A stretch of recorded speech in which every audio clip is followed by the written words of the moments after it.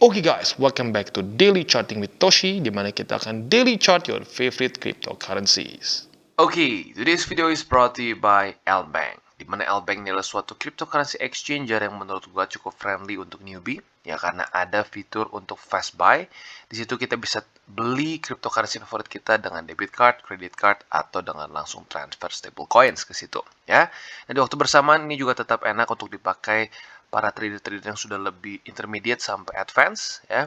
Dan bagi kalian yang tertarik untuk register di sini, kalian bisa receive bonus up to 255 USD welcome bonus. Ya, jadi bagi kalian tertarik untuk menggunakan Lbank, bisa menggunakan link referral kita di bawah dan mulai trade di Lbank. Oke, dalam 24 jam terakhir, cryptocurrency market terkoreksi tipis sebesar 0,87%. Dengan total market cap mencapai di 950 miliar US dollars. Nah, kita bisa lihat untuk Bitcoin dia drop tipis sebesar kurang lebih 1%, ya. Dengan harga 21.100-an, kemarin di sekitar 21.300 sampai 400, ya. Sementara untuk Ethereum dia drop sebesar 0,85% dengan harga di 1.200-an. Lalu untuk BNB dia drop sebesar 0,63%. Selanjutnya XRP meningkat tipis 0,06%. Lalu Cardano koreksi 0,28, Solana 3,22.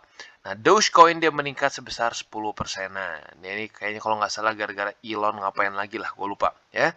Nah, tapi intinya apa? Rata-rata cenderung antara terkoreksi tipis atau naik juga tipis. Ya, ada beberapa anomali, ya, ada beberapa yang lebih besar, ada beberapa juga seperti Dogecoin, ya. Tapi overall kita bisa lihat cenderung mengikuti Bitcoin yang sedikit terkoreksi tipis, ya. Nah, untuk sekarang tentunya kita bisa lihat harga Bitcoin masih dalam kondisi yang ya sayangnya volumenya masih nggak jelas, ya. Harga naik, ya. Harga cenderung naik sejak tanggal 23. Tetapi kita bisa lihat volumenya terus-menerus turun, ya. Basically dia konstan turun setelah tanggal 24, ya. Tanggal dari 23 ke 24 sempat naik sedikit, tetapi lanjut lagi turun, dan seterusnya, ya. Jadi gini, ya. Lagi-lagi kita nggak bisa ngomong kayak wah bullish, ini harga naik, ini pasti bullish. Ya gini guys, ya, volume turun sudah dekat resisten kuat itu biasanya bisa ke reject gitu. Jadi gini, bukan pasti ke reject, tetapi sekali lagi secara statistiknya apabila volume terus menerus kurang terus, ya, dari hari ke hari terus turun, nah resisten sudah semakin dekat, harga cenderung naik tapi tipis-tipis, ya sudah, ya kemungkinan besar akan ke reject. Jadi lagi-lagi ya kita jangan sampai kesannya menutup mata kita. Itu gue pribadi ya pengen Bitcoin besok all time high gitu loh. Karena gue juga masih punya Bitcoin dan lain-lain. Tapi kita sebagai seorang trader harus bisa melihat probabilitasnya mana yang lebih besar sekarang. Itu mungkin nggak naik dulu. Dia mungkin nggak nembus 20. Mungkin aja. Tidak ada yang tidak mungkin. Tetapi dari probabilitas yang kita punya, dari data yang kita punya, ya cenderungnya lebih bearish, ya. Nah, jadi untuk sekarang Bitcoin kita akan masuk dulu ke MA200 weekly seperti biasa. Ya, masih di daerah situ, ya, masih di daerah situ. Lagi-lagi seperti yang gue sudah ngomong di beberapa DCWT sebelumnya, ya, MA200 ini bukanlah satu tempat yang atau mantul dan sultan, ya. Dari sebelum-sebelumnya kita bisa lihat dia akumulasi di daerah sini, ya, 4 minggu, di sini belasan minggu, di yang sebelum-sebelumnya bahkan sampai puluhan minggu. Ya, jadi lagi-lagi yang pertama, buat kalian yang punya posisi futures di MA200, pastikan minimal harga likuidasi kalian nggak lebih nggak lebih tinggi dari 15.600. Karena kalau sampai lebih tinggi, ya, ya siap-siap. Karena secara historically, Bitcoin apabila tembus MA200 ya, atau close di bawah dari 200, biasanya dia bisa drawdown sampai 30%. Terjadi di tahun 2020 saat COVID crash, dan terjadi juga di 2015. Ya, jadi harus siap-siap di situ. Dan yang kedua adalah jauhi uang panas. Walaupun spot, tapi kalau pakai uang panas, ya ujung-ujungnya harus di cut loss lagi kan. Nah, kalau di cut loss, ya mendingan sekalian gini loh. Kesannya daripada lu maksain masukin puluhan juta, tapi butuh ditarik bulan depan, mendingan masukin ratusan ribu, tapi bisa ditahan bertahun-tahun, ya. Jadi lagi-lagi, pemikiran kita harus long term. Dan kalau gue pribadi lebih seperti nabung untuk masa depan kita, ya. Nah, jadi kurang lebih seperti itu untuk Bitcoin, ya, masih di daerah sini, masih akumulasi seperti di tahun 2020, 2015 dan seterusnya, ya. Nah, untuk indeks dolar kita bisa lihat hari ini baru mulai lagi jalan. Dan kalau kita lihat di sini ternyata masih stuck di bawah daerah 104,337. Nah, ini bagus ya, bagus karena kenapa? Dia nggak langsung breakout lagi. Kalau dia breakout lagi, gua nggak tahu dah dia bakal bikin crypto market seperti apa ya. Nah, tetapi di waktu bersamaan sekarang MA20 semakin mendekat. Sayangnya MA20 bagi indeks dolar adalah suatu support ya. Dan kalau terakhir ya bisa dibilang nggak terlalu kuat sih ya. Terakhir dia retest tanggal 19 Mei dia jebol. Tetapi ya dalam beberapa dalam beberapa minggu ke belakang kita bisa lihat indeks dolar seperti dapat momentum. Ya, kenapa dapat momentum? Ya iyalah, the Fed masih terus-menerus hawkish. Jadi selama the Fed masih terus hawkish, indeks dolar ini mendapatkan seperti kekuatan ekstra ya. Lagi-lagi dengan peningkatan interest rate dan juga ya kadang-kadang data CPI yang tinggi, ini bisa menyebabkan orang front running indeks dolar. Ya, banyak orang yang akan melihat bahwa kalau inflasi masih belum bisa dikontrol oleh the Fed, maka the Fed akan terus-menerus menghajar dengan peningkatan interest rate. Makanya yang terjadi di sini ya, ini sebelum data interest rate keluar nih. Ya, jadi mereka baru keluar data CPI, tetapi indeks dolar sudah terbang duluan. Kenapa? Karena markets front running dolar. Dan data benar, CPI-nya keluar, ya, sudah bukan CPI, interest rate-nya keluar, sedikit nge-lag dan ujungnya tetap menguat lagi. Ya, jadi lagi-lagi untuk sekarang, mau tidak mau, kalau kita mau masuk BTC ke dalam bull market seperti di tahun 2020, 2015 ya, ya kita harus sampai di posisi the Fed ini berubah ya dari sifat mereka yang sekarang hawkish itu dimana dia ingin terus meningkatkan interest rate berubah menjadi dovish ya. Apabila itu belum terjadi, demand dari Bitcoin ya bisa membuat dia stay di sekitar seginian, tapi untuk dia lanjut bull market sulit. Ya, jadi lagi-lagi korelasi besar antara indeks dolar dengan bear market dan bull market cryptocurrency. Ya, kita bisa lihat biasanya saat indeks dolar mengalami bear market, di situ dia awal mula dari bull market Bitcoin. Dan bukan cuma Bitcoin, tapi all risk on asset seperti Nasdaq, S&P, Dow Jones yang banyak orang salah paham. Banyak orang berpikir bahwa ini adalah indeks-indeks yang low risk. No, ya. Walaupun mereka isinya saham, tapi saham itu masuk ke satu investasi yang high risk. Ya, jadi sama-sama dalam satu kelompok yang sama dengan cryptocurrency. Ya, walaupun secara drawdown lebih besar cryptocurrency. Ya, jadi kurang lebih seperti itu. Dan lagi-lagi untuk BTC, dia di weekly-nya masih terendah sepanjang masa ya. Si RSI-nya masih di daerah sini. Jadi kalau secara historically speaking, ini harusnya bisa menjadi satu daerah yang bagus untuk kita akumulasi. Ya makanya kenapa gue selalu sarankan pakai uang dingin, ya karena satu, ini durasinya bisa cukup panjang. Dan kedua, ya sudah kalau pakai uang dingin nggak akan jadi terlalu masalah kan. Yang bikin kita jadi kebakaran jenggot, ya jadi pakai emosi kalau kita udah pakai uang panas. Ya, nah biasanya pakai uang panas karena ngedenger orang bilangnya, lihat nih, ini akan pasti naik bla bla bla. Nah, gue pribadi nggak mau ngomong seperti itu. Ya karena lagi-lagi kita nggak ada yang tahu pastinya seperti apa. Dan kalau mau dibilang secara data yang paling ampuh sekarang, kalau TA ya ini harusnya bagus ya di daerah sini untuk kita akumulasi. Tetapi yang menurut gue paling ampuh adalah pivot dari the Feds. Ya, kalau dia mulai berubah sifat dari hawkish menjadi dovish, inflasi di Amerika terkontrol, nah itu dia yang akan menjadi bensin utama cryptocurrency dan risk on asset mulai bisa naik lagi. Ya, jadi kurang lebih seperti itu untuk Bitcoin. Untuk detailnya kita akan bahas di belakang. Nah, sebelum gue lupa, kita bahas dulu bahwa pada hari ini ada dua data yang sebenarnya cukup penting. Ya, ini bintang 3 buat kalian yang sudah sering di investing.com pasti harusnya sudah tahu. Ya, kalau bintangnya semakin tinggi, ini menunjukkan bahwa dia akan membuat satu volatilitas terhadap market tertentu. Nah, kalau USD otomatis akan ke US dollars. Ada dua. Yang pertama ini adalah United States Core Durable Goods. Nah, ini kita bisa lihat apabila datanya lebih tinggi daripada forecast, ya forecast sekarang di 0,3, itu akan membuat dolar lebih kuat, ya.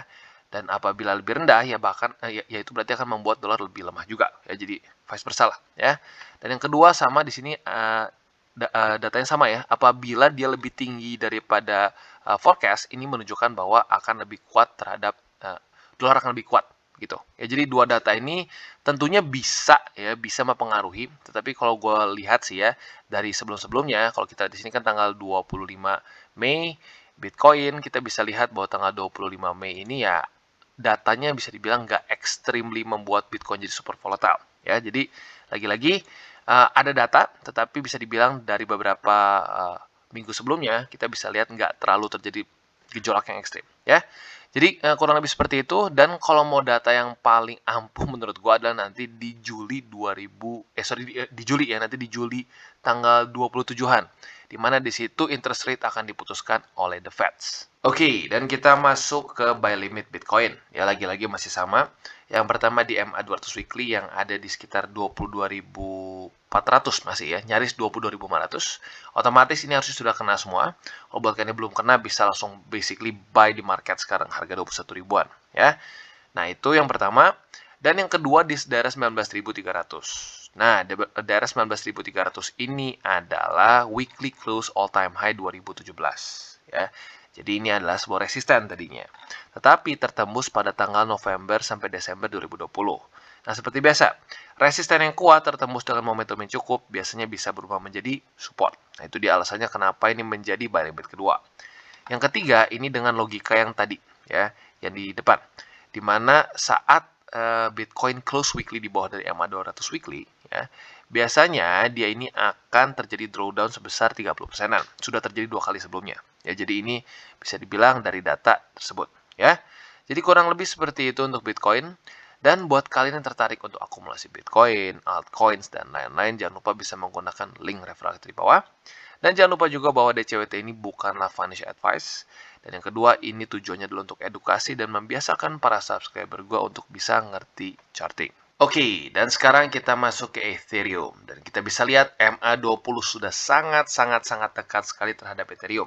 Nah, jadi kita bisa lihat bahwa kemarin kalau sudah siap-siap nge-short Ethereum di MA20 daily, nyaris kena, tetapi sayangnya nggak sampai kena ya. Nyaris tapi nggak. Nah, jadi kita bisa lihat ya lagi-lagi kenapa MA20 di Ethereum ini cukup ditakuti ya. Karena kita bisa lihat para trader bisa melihat dalam beberapa minggu terakhir MA20 di Ethereum ini sangat kuat ya. Kita hitung sendiri ya. 1 2 3 4 5 6 7 8 9 10 11 12 13, 14, 15, 16 kali menolak harga Ethereum dengan cukup rapi ya, ya bisa dibilang sangat rapi bahkan ya. Kena reject. Ini bahkan lebih ekstrim, kena kapitulasi ya. Jadi lagi-lagi untuk Ethereum sekarang spot sih gue tidak sarankan dulu di daerah sini ya, karena lagi-lagi sudah sangat dekat resisten. Tugas kita adalah membeli di support bukan di resisten ya. Jadi untuk spot di posisi ini jangan dulu. Kalau mau pertimbangkan spot mungkin bolehlah di 1000 ya. Nah, jadi daerah 1000 ini lucu nih. Bisa menjadi satu daerah TP, tapi di waktu bersamaan bisa juga untuk daerah akumulasi spot ya. Nah, tapi lagi-lagi untuk yang 1000 ini optional bagi kalian yang mungkin merasa bahwa Ethereum kalian kurang ya. Nah, untuk nge-shortnya otomatis masih sama seperti kemarin, yaitu di MA20 daily yang sekarang ada di daerah 1272 yang sudah lumayan banyak turun, sekitar 30 dolaran dari kemarin ya. Nah, jadi kita lihat apakah pada hari ini Ethereum akan benar-benar retest MA20 atau tidak. Nah, apabila Ethereum berhasil menembus dan menaklukkan MA20, luar biasa ya. Tapi lagi-lagi sayangnya dari momentum beberapa hari terakhir kita bisa lihat volumenya terus turun, BTC juga cenderung turun ya. Jadi kalau tidak ada berita fundamental yang mungkin kesannya bisa merubah banget ya, kayaknya nggak akan terlalu jauh ya, kemungkinan besar Ethereum akan ke reject. Tapi ya baik lagi ya, selalu siap dengan semua potensi skenario yang bisa terjadi ya. Jadi kurang lebih seperti itu. Lagi-lagi untuk nge-short di MA20, TP-nya bisa di daerah 1000 dolar. Dan buat kalian yang ingin akumulasi spotnya juga bisa pertimbangkan di 1000 dolar apabila kalian merasa bahwa Ethereum kalian kurang di dalam portofolio ya. Jadi kurang lebih seperti itu untuk Ethereum. Oke, dan berita yang sedikit menyedihkan dari Phantom, di mana Phantom akhirnya kemarin jebol lagi daerah 30 sen ya. Tapi baik aja seperti yang gue bilang, memang daerah 30 sen ini untuk buy limit masuknya ultra agresif karena dekat banget jujurnya ya. Nah, jadi karena sedikit penurunan kemarin, sepertinya Phantom mulai sedikit kehabisan volume, kita bisa lihat ya. Sejak naik pada tanggal 23 Juni, ya dia beberapa hari volume cukup oke, tetapi mulai turun sekarang. Jadi lagi-lagi, sekarang mulai penyakit dari cryptocurrency market adalah lack in volume. Volumenya cenderung flat atau terus berkurang ya. Nah, jadi untuk sekarang yang penting bagi Phantom untuk mempertahankan momentum dia adalah jangan sampai tembus MA20 di daily ya. Kalau sampai tembus lagi, nah kemungkinan dia bisa retest lagi dari 21 sen. Ya, jadi untuk posisi spot sekarang tersisa di ini ya, MA20 boleh, ya masuknya tetap agresif ya, sama seperti di 30 sen. Dan ada juga di sini yaitu 21 sen, ini masuknya medium risk, dan 15 sen atau lebih tepatnya 16 sen lah kalau kita bulutin, itu masuknya konservatif ya. Jadi kurang lebih seperti itu untuk Phantom. Dan kalau untuk yang nge-short ya, sebenarnya bisa aja kalian pertimbangkan apabila dia jebol MA20 dan volume terus ya melemah atau ngebalik ya, malah jadi lebih banyak sellers ya. Jadi kurang lebih seperti itu, dan targetnya otomatis ya sesuai yang kita lihat di sini, yaitu target untuk buy spot juga ya.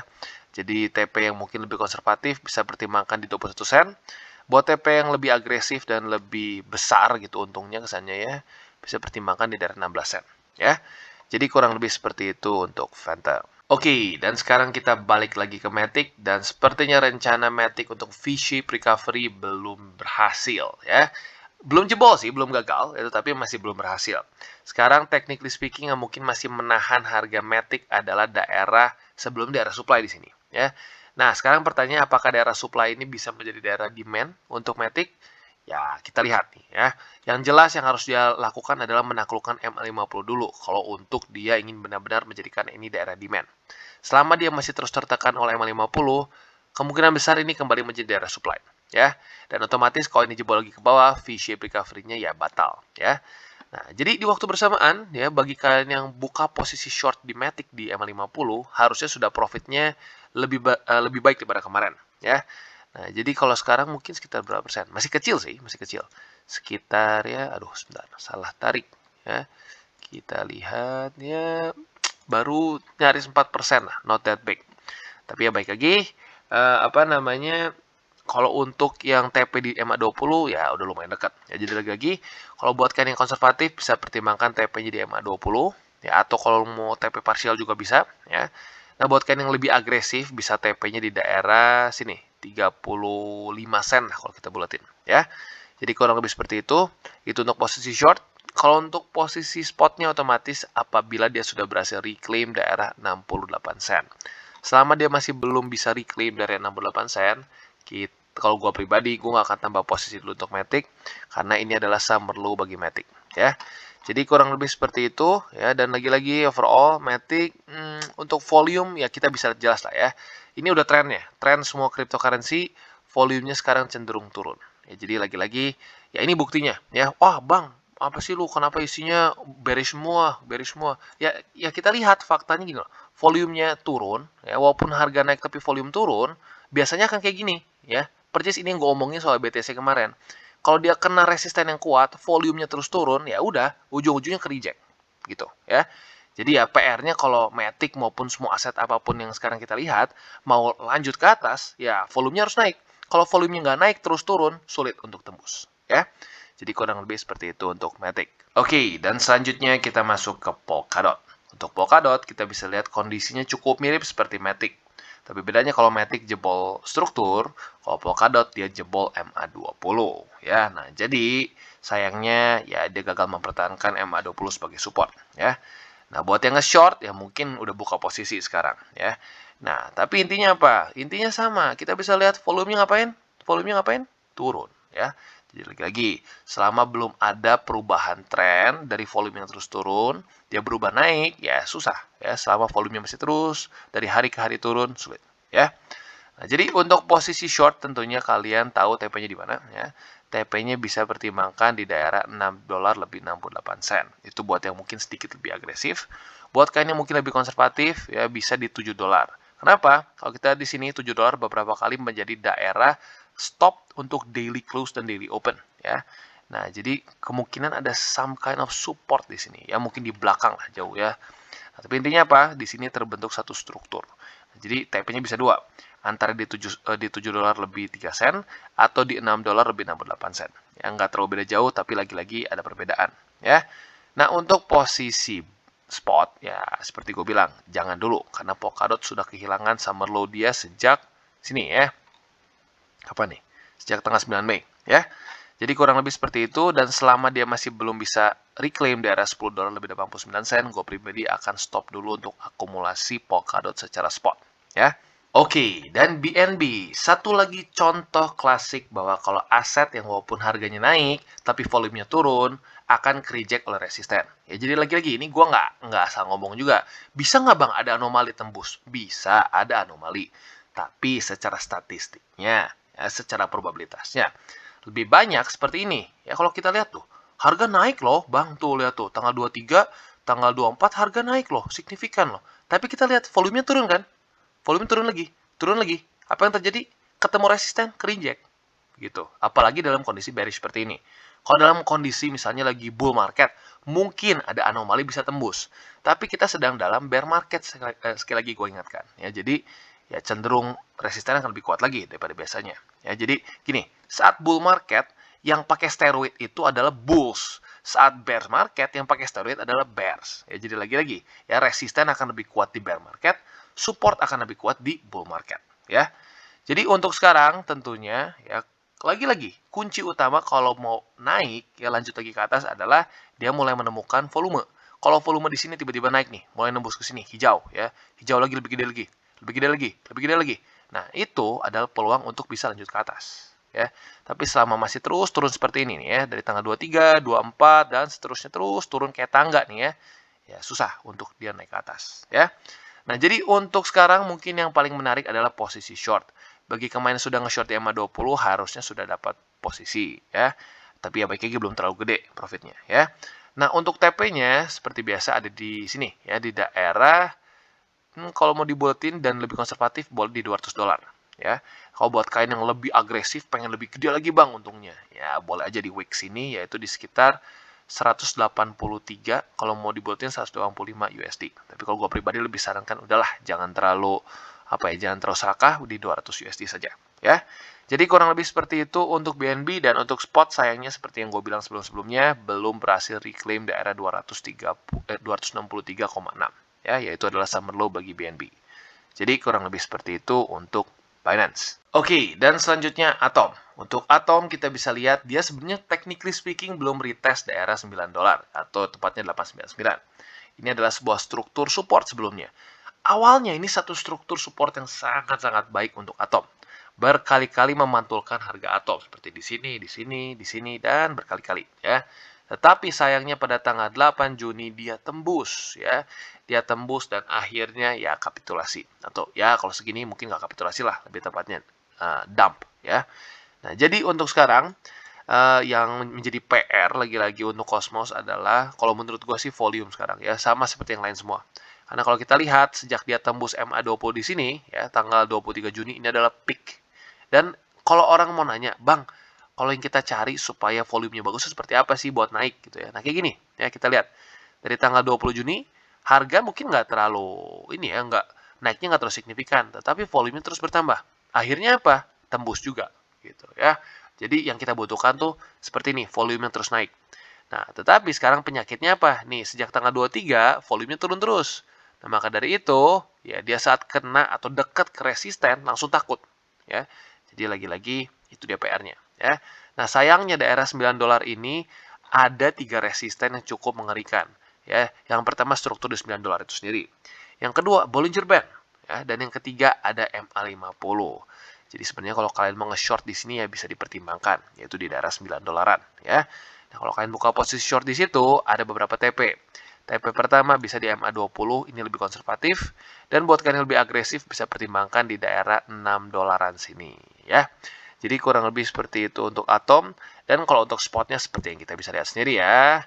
Sudah tembus summer low, jadi selama dia masih belum bisa reclaim daerah $9, jangan dulu tambah posisi spot ya. Jadi kurang lebih seperti itu untuk Atom. Oke guys, jadi itu adalah akhir dari segmen DCWT kita pada hari ini. Dan jangan lupa bagi kalian yang merasakan manfaat dari segmen ini, jangan lupa untuk share ke teman-teman kalian. Dan apabila lu pengen mensupport channel kita, ya TCI, jangan lupa untuk menggunakan link referral kita di bawah. Nggak wajib ya, tetapi apabila lu menggunakan link referral kita di bawah, ada macam-macam ya, dari Bybit, Huobi, Maxi, toko kripto, dan banyak lagi ya. Ya, walaupun nggak wajib, tapi kalau menggunakan link referral kita, lu secara langsung membantu perkembangan dari TCI. Dan satu lagi, jangan lupa juga untuk join Telegram group kita, di mana kita bisa ngobrol-ngobrol santai mengenai dunia cryptocurrency secara dua arah. So, jangan lupa untuk like, subscribe, click the bell icon, and see you on the next video.